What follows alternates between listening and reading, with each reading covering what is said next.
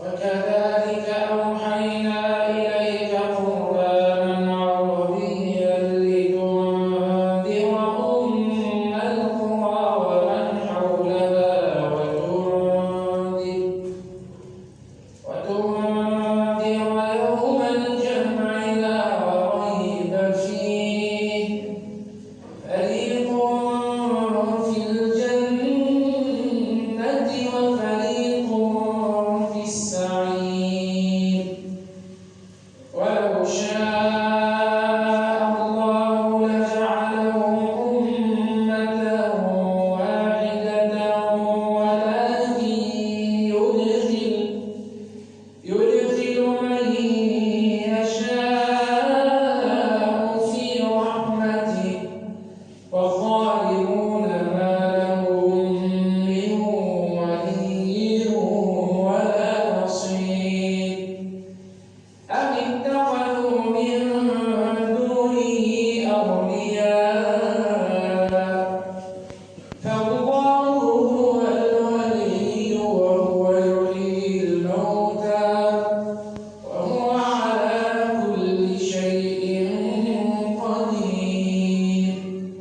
وما اختلفتم فيه من شيء فحكمه إلى الله ذلكم الله ربي عليه توكلت وإليه أنيب فاطر السماوات والأرض جعل لكم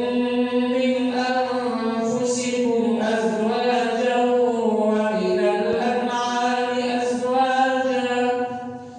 ومن الأنعام أزواجا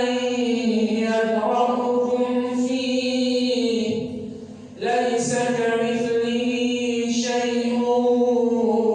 وهو السميع البصير له مقاليد السماوات والأرض يبسط الرزق لمن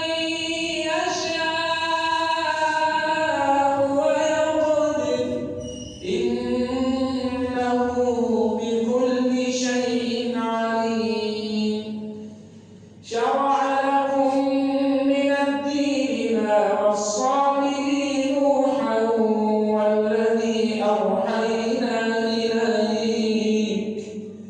والذي أوحينا إليك وما وصينا به إبراهيم وموسى وعيسى